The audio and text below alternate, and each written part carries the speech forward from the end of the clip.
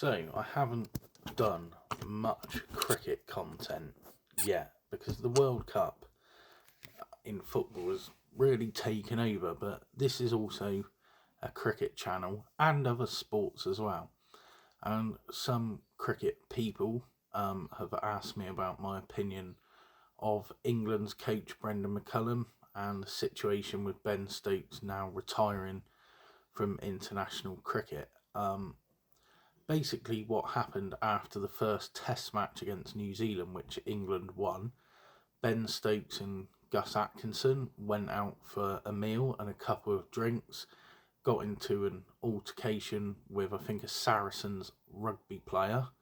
Apparently started by him, and then they broke the curfew because they weren't back at home or the hotel before midnight. Now, my opinion of that is it should be dealt with. If there were punches thrown or an altercation, you take the fine or the punishment. But also, I think the ECB should stop treating adults like children.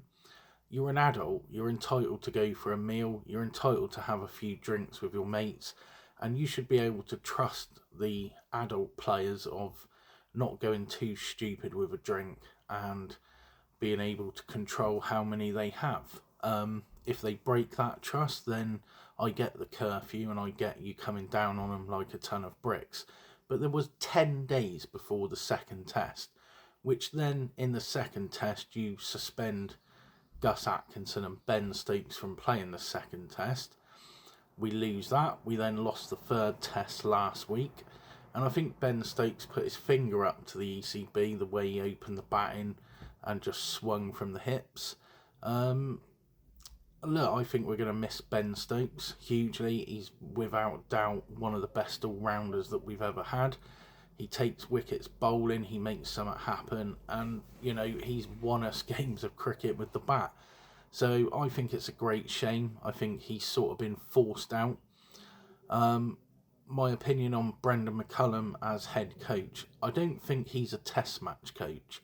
I think the way he batted, the way he likes his cricket to be played, which is bazball, I think is better suited for one day 50 over cricket and 2020 cricket.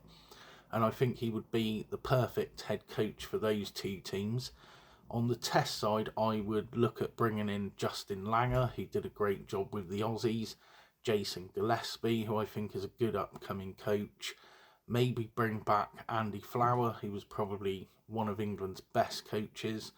And I would also look at Gary Kirsten, who I've always rated. I think they would be my test match coaches. I think you've also got to think that bazball, a lot of the English fans loved it when it came out and we were winning. I think it was an exciting, entertaining, attacking brand of cricket that is going to get new people into the game and kids watching cricket. Now we lost the Ashes, which was embarrassing, and we've lost this home series against New Zealand. Obviously, fans are fickle, and now they criticise everything. So it's a matter of what sort of cricket do you want to watch? Do you want to watch the bazball, which is what I've just said, or do you want a batsman hitting 50 runs off about 150 balls, blocking for 3 hours? I know what I'd rather have, but if you've got any opinions on it, then put them in the comments, but that's my opinion.